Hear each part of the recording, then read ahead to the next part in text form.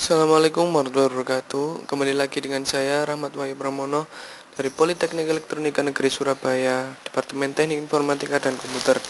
Oke, pada pertemuan ketiga ini kita akan melanjutkan pembahasan kita tentang basis data yang sebelumnya sudah kita bahas. Oke, kita langsung saja. Ya, pada hari ketiga ini kita akan belajar tentang memahami desain ER diagram, memahami mapping ER ke skema relasi, kemudian memahami aturan dalam mapping. Oke, kita ke pembahasan pertama. ER diagram. Berikut adalah ER diagram yang dengan composite attribute, multi-field attribute, dan drive attribute.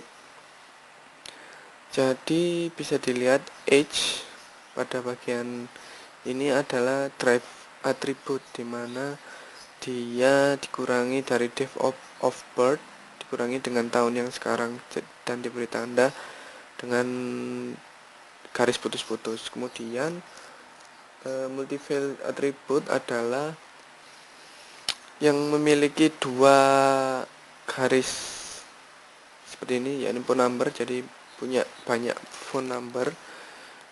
Dan composite attribute adalah selain itu, jadi seperti lingkaran biasa. Sedangkan yang diberi garis bawah adalah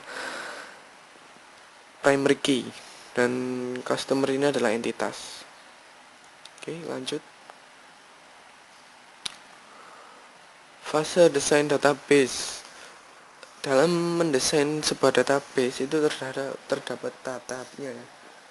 Tahap yang bisa dibilang fase. Jadi hasil dari tahap requirement dan analisa berupa data-data kebutuhan user yang akan digambarkan pada tahap rancangan skema konseptual.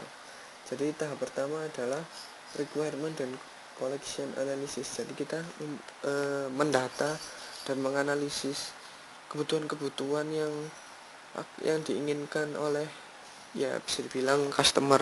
Jadi misalkan customer ingin dibuatkan apa, saya ingin dibuatkan sebuah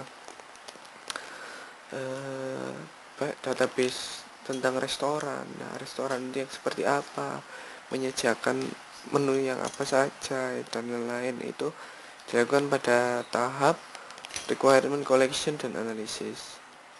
Kemudian fase berikutnya yakni tahap konseptual design, berisi desain deskripsi dari tipe-tipe entity, relasi dan constraint batasan. Hasil dari tahap ini berupa rancangan ER diagram. Jadi setelah kita mendapatkan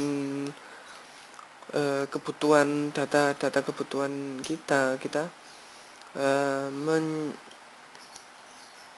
mengkonsep ke dalam sebuah desain, yakni sebuah entity relationship. Jadi misalkan kita membuat restoran tadi, kita memiliki entitas pegawai juga, atau bahkan makanan, minuman yang itu sudah terhubung satu sama lain ke dalam meja pesan, dan itu kita gambarkan ER diagramnya. Kemudian setelah ER diagram dibuat dari rancangan skema konseptual database, perlu dilakukan proses mapping ke skema relasi agar database tersebut dapat diimplementasikan dengan relation DBMS atau RDBMS. Tahap ini disebut dengan logical design data model mapping. Hasil dari tahap ini berupa skema database. Oke, jadi setelah kita mendesain dari sebuah konsep tadi, kita istilahnya di-generate ke dalam physical data modeling ya, yang sebelumnya bukan, maksudnya logical design. Jadi kita itu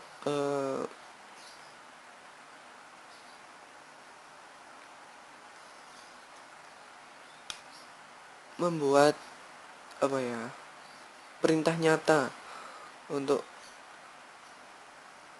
agar logis untuk database kita.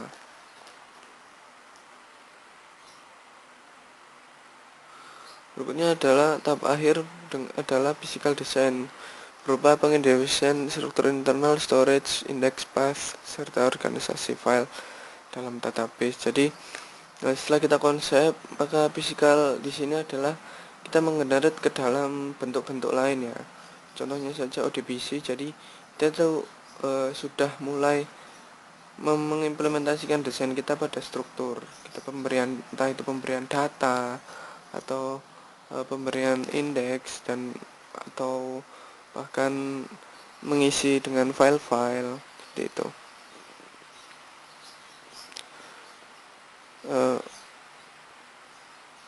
Setelah ER diagram dari suatu database dibuat, perlu dilakukan proses mapping ke skema relasi agar database tersebut dapat diimplementasikan dengan desain database.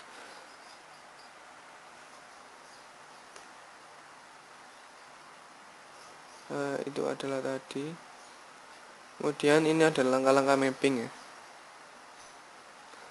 Yang pertama, untuk setiap entitas skema relasi R yang menyertakan seluruh simbol atribut dan simbol atribut dari komposit atribut yang ada, pilih salah satu atribut kunci. Jadi kita memilih primary key dalam sebuah entitas untuk langkah pertama. Dan untuk langkah kedua, untuk entitas lemah atau entitas yang tidak memiliki primary key, digambarkan sebuah relasi R ya, untuk mengikut sertakan seluruh simbol atribut dan tambahkan primary key ke entitas yang akan digunakan sebagai primary key bersama-sama atau partial key dari entitas lemah. Ketiga, untuk setiap relasi binary one to one, tambahkan primary key dari sisi yang lebih ringan ke sisi entitas yang lebih berat. Jadi suatu sisi dianggap lebih berat timbangannya apabila mempunyai partisipasi total, atau bisa dibilang partial key-nya itu banyak terdapat dari sisi entitas itu. Tambahkan juga simbol atribut yang terdapat pada relasi tersebut ke sisi yang lebih berat. Apabila kedua partisipasi adalah sama total atau sama-sama parsial, maka kedua entitas tersebut boleh digabung menjadi satu skema relasi. Berikutnya, untuk setiap relasi binary one to many yang tidak melibatkan entitas lemah, tentukan mana sisi yang lebih besar. Sisi dianggap lebih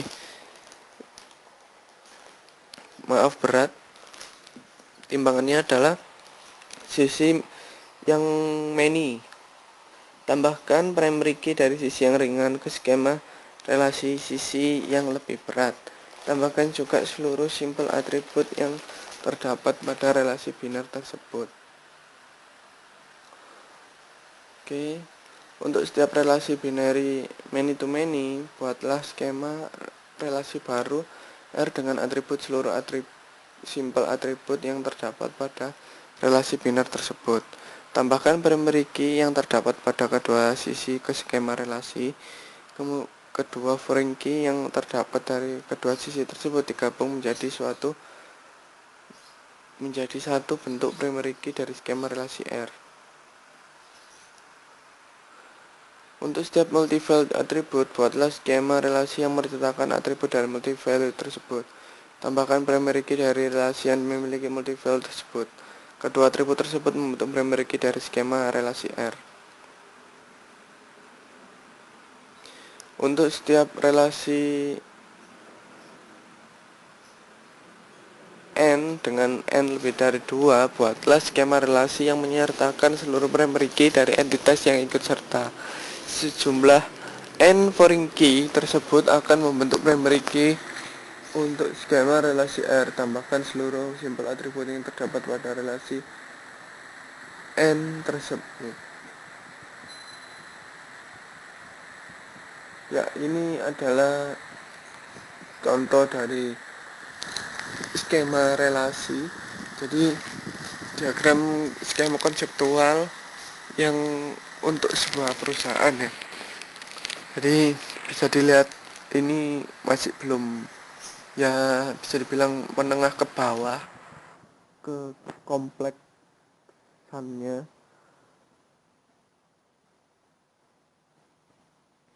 Oke, kita lanjut.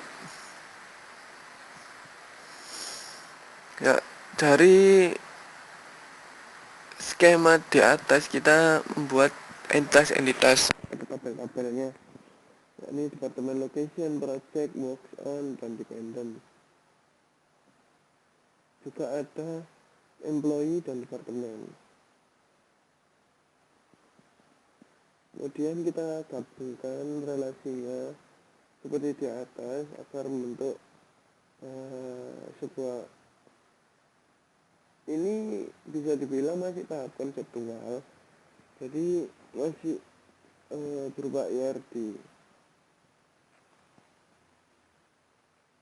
Kemudian ini adalah isi tabelnya, contoh isi tabelnya dari